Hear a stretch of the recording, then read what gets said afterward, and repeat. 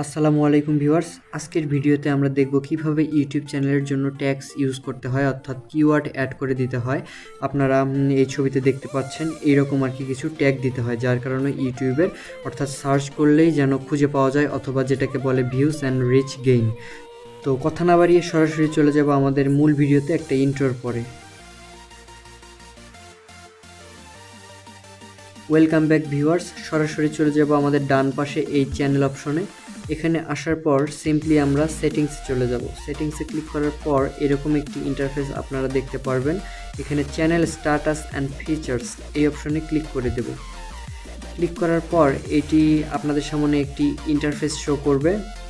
তো এখানে দেখতে পাচ্ছেন বিভিন্ন রকমের অপশন দেওয়া আছে। তো এখানে বেসিক ইনফোতে ক্লিক করে দেব।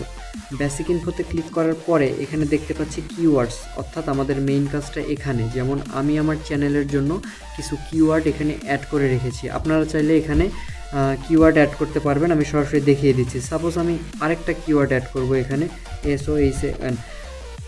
সিম্পলি আপনারা যে কিওয়ার্ডটি অ্যাড করবেন লিখে কমা প্রেস করবেন। কমা প্রেস করলে এটা সিম্পলি আপনাদের এখানে এই যে কিওয়ার্ড হিসেবে অ্যাড হয়ে যাবে। তারপরে এখানে সিম্পলি সেভে ক্লিক করে দিলে আপনার কাজটি হয়ে যাবে। তো এইভাবে আর কি আপনারা আপনাদের চ্যানেলের জন্য কিওয়ার্ড বলেন আর চ্যানেল ট্যাগস বলেন, এটা ইউজ করতে পারবেন। তো ভিডিওটি ভালো লাগলে অবশ্যই লাইক করবেন এবং সাবস্ক্রাইব করে টেক পিরামিডের পাশে থাকবেন। ধন্যবাদ।